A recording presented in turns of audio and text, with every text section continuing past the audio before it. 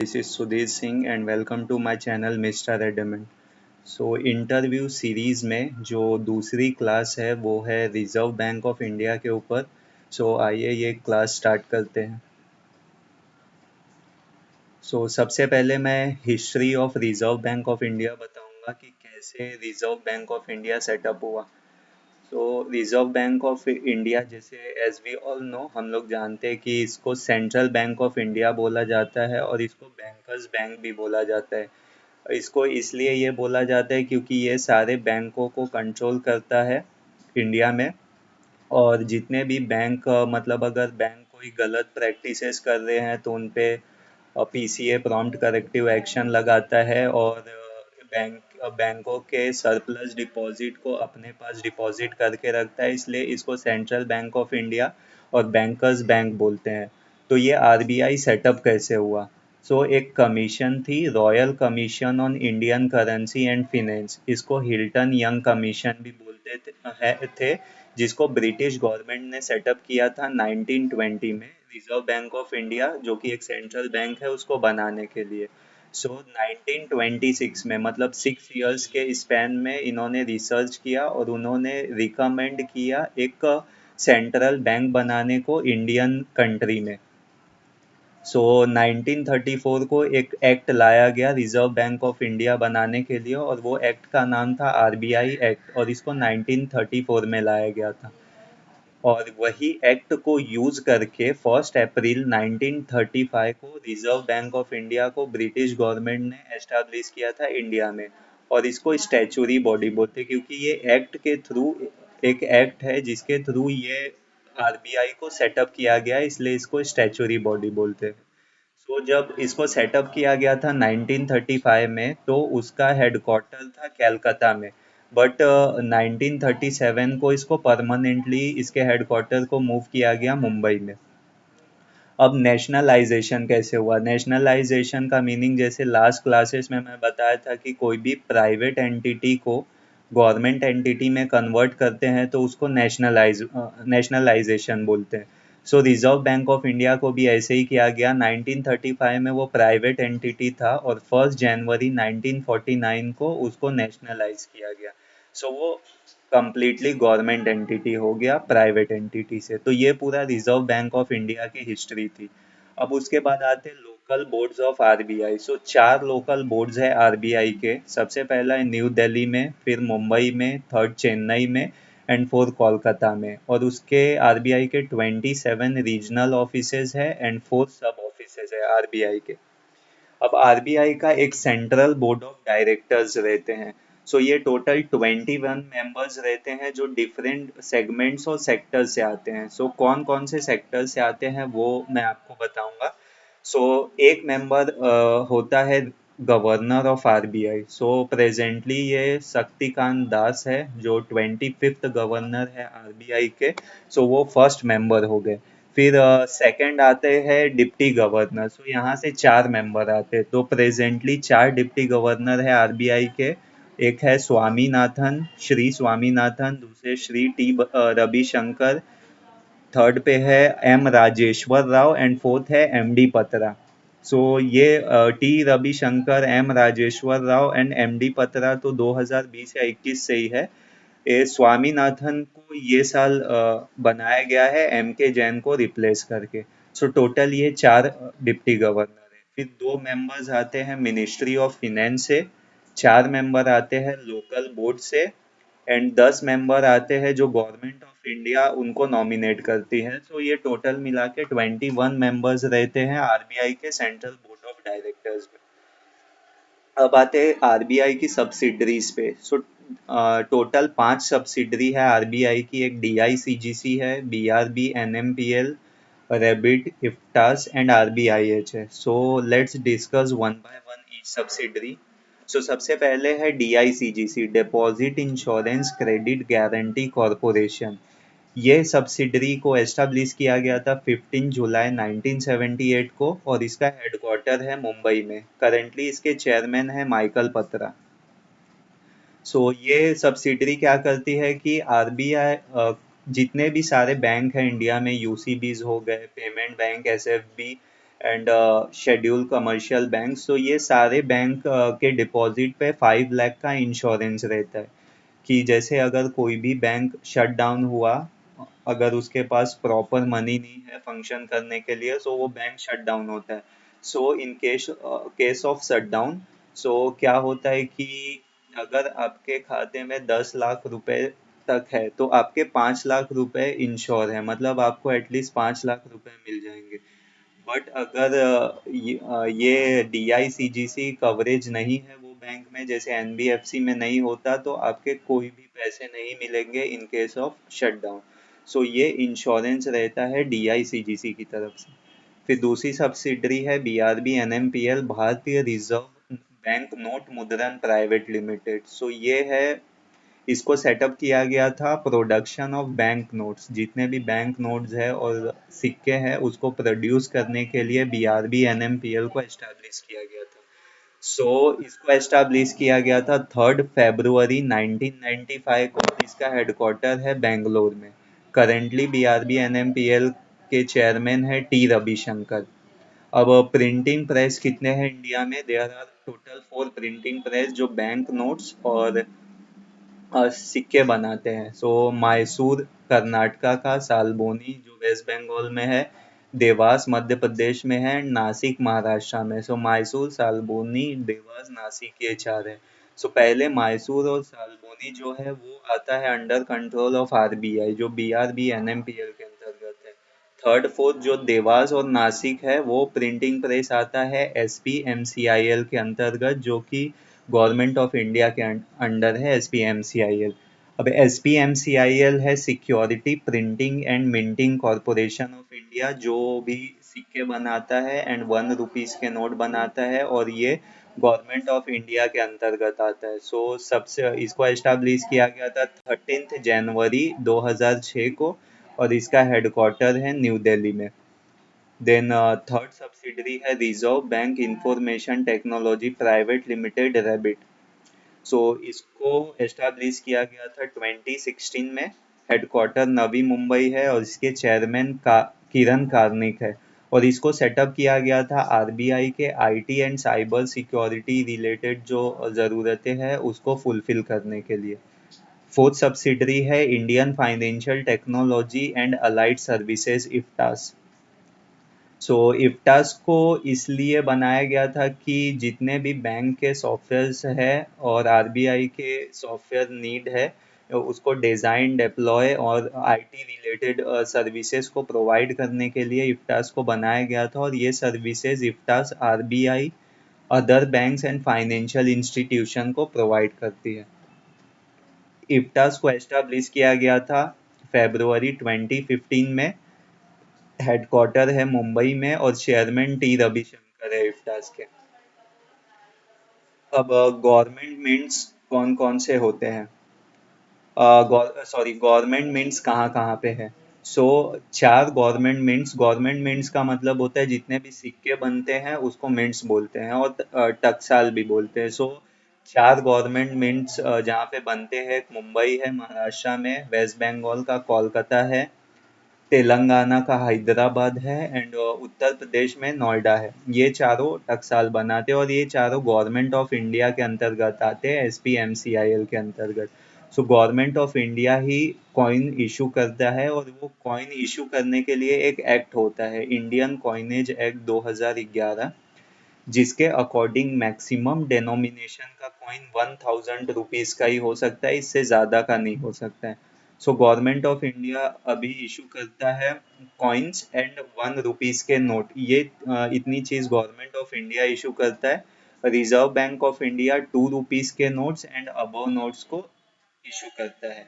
1 रुपी के नोट जो कि गवर्नमेंट ऑफ इंडिया इशू करता है, इसलिए फाइनेंस सेक्रेटरी की साइन रहती है उस पे। और जितने भी 2 रुपीज के नोट एंड अबो नोट है उस पे RBI गवर्नर की साइन होती है। तो RBI के पास भी मैक्सिमम डिनोमिनेशन ऑफ नोट की लिमिट है, जो वो 10,000 रुपए के एक नोट बना सकता है, एज पर RBI एक्ट 1934 के अनुसार। अभी फिलहाल तो 2000 का मैक्सिमम डिनोमिनेशन चल रहा है, लेकिन RBI 10,000 तक के छाप सकता है एक नोट। अब आरबीआई के जो फर्स्ट थ्री गवर्नर्स थे, तो पहले दो तो ब्रिटिशर्स ही थे। एक थे सर ऑसबोर्न स्मिथ, दूसरे हैं sir James Taylor, and third जो कि फर्स्ट इंडियन गवर्नर थे आरबीआई के, वो सर सीडी देशमुख। अब एक टर्म है minimum reserve system. So RBI कभी भी अगर नोट छापता है तो वो मिनिमम रिजर्व सिस्टम और मार्केट डिमांड को ध्यान में रखते हुए ही नोट प्रिंट कर सकता है। सो मिनिमम रिजर्व सिस्टम क्या होता है कि आरबीआई के पास मिनिमम 200 करोड़ का रिजर्व रहना चाहिए, जिसमें से गोल्ड कॉइन का रिजर्व 115 करोड़ का रिजर्व रहना चाहिए, एंड 85 करोड़ का reserve as a foreign exchange rupees रहने चाहिए। और ये मिनिमम रिजर्व और मार्केट डिमांड के अनुसार ही आरबीआई नोट छापता है।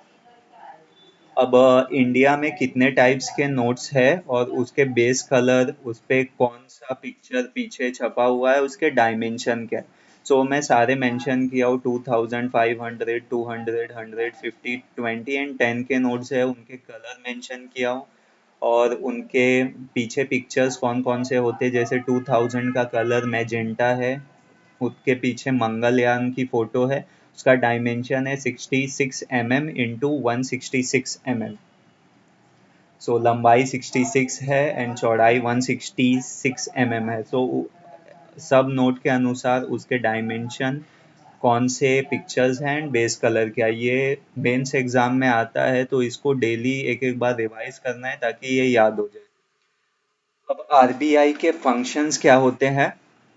So RBI various kinds of function perform करता है, जिसमें से सबसे पहला फंक्शन हो गया है कि maker of monetary policy. So monetary policy के ऊपर एक चैप्टर है, वो मैं आगे बताऊंगा इसमें क्या क्या चीज़ें होती मॉनेटरी पॉलिसी में, और कैसे आरबीआई मॉनेटरी पॉलिसी को बनाता है और कंडक्ट करता है। अभी के लिए सिर्फ ये याद रखना है कि आरबीआई ही मॉनेटरी पॉलिसी को इम्प्लीमेंट और कंडक्ट करता है और मॉनिटर करता है।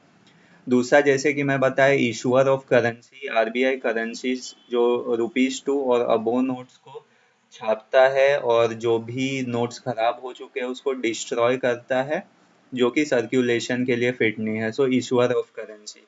दूसरा है bankers to the government.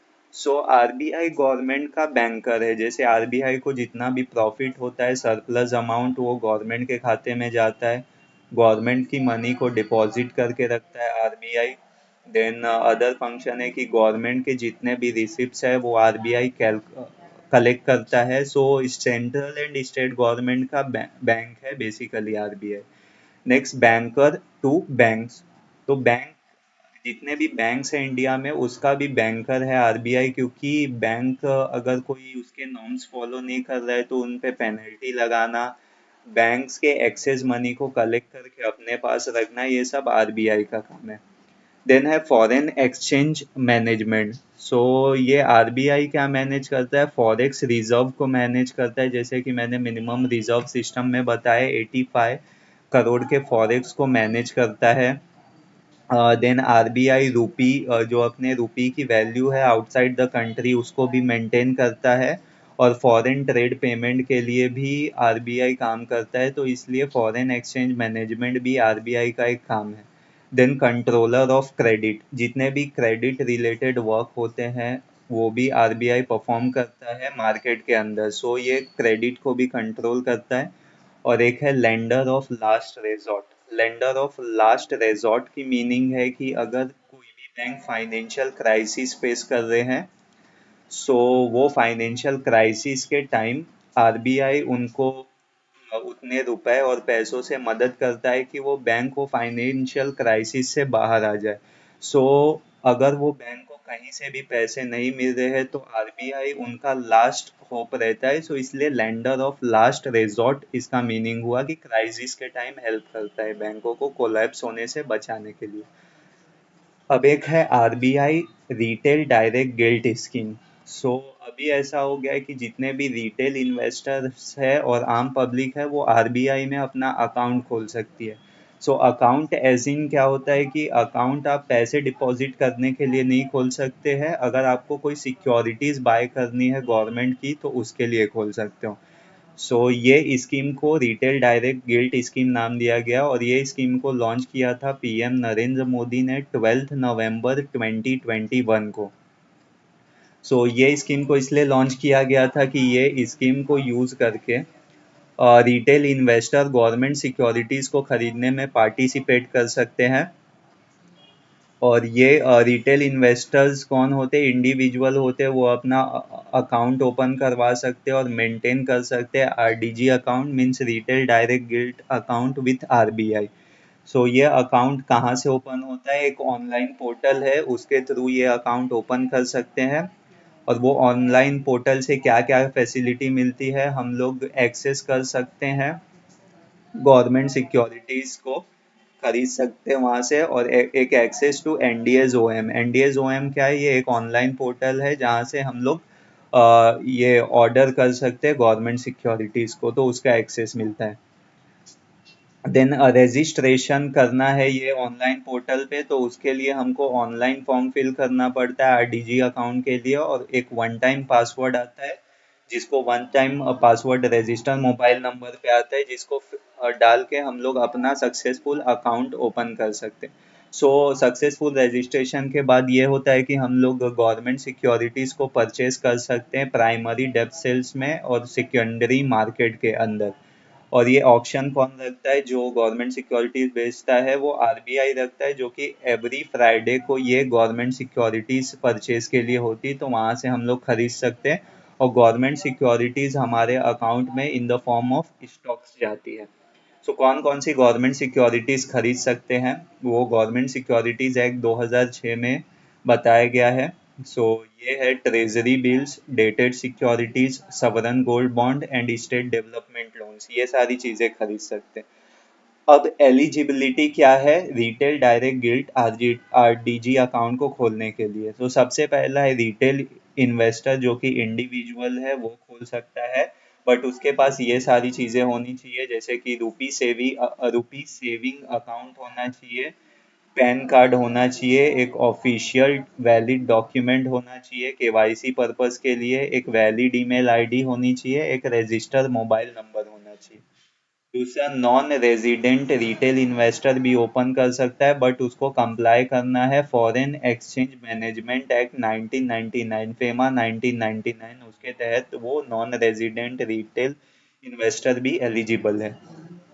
Third, RDG account कोई भी ओपन कर सकता है सिंगली और जॉइंटली, बट उसको क्राइटेरिया ऊपर वाली फुलफिल करनी चाहिए। अब फी एंड चार्जेस क्या है आरडीजी अकाउंट के, सो अकाउंट ओपनिंग और मेंटेन का कोई भी फी नहीं है।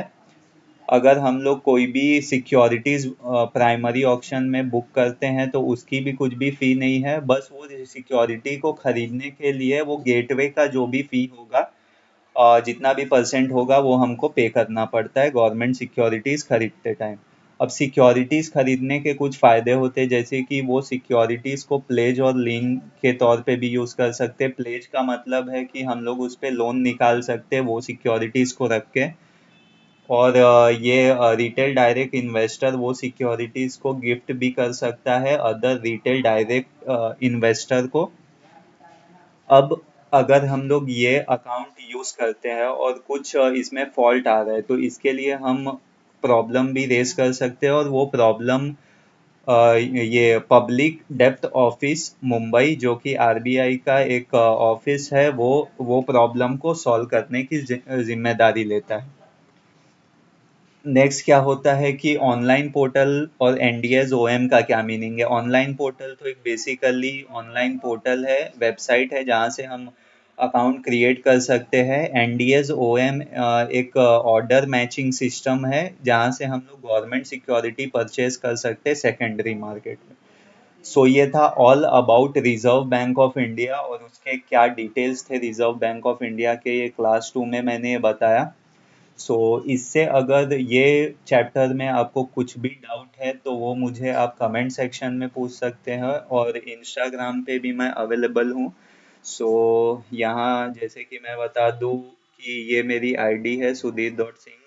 ये पीडीएफ मैं अपने वेबसाइट पे डालूंगा मिस्टर एडमेंट डॉट इन पे, जो कि यूट्यूब वीडियो के डिस्क्रिप्शन सेक्शन में होगी। सो यहाँ पे आप क्लिक करके मेरे इंस्टाग्राम अकाउंट पे भी जा सकते हो, और वहाँ पे अगर कुछ डाउट है तो वहाँ पे पोस्ट कर सकते हो, या तो यूट्यूब चैनल पे जाके कमेंट सेक्शन में ये वीडियो के पोस्ट कर सकते हो कि मुझे ये डाउट है। वो डाउट अगर रेलेवेंट है तो मैं उसका आंसर कर दूंगा। And that's it from today's class. Thank you for watching.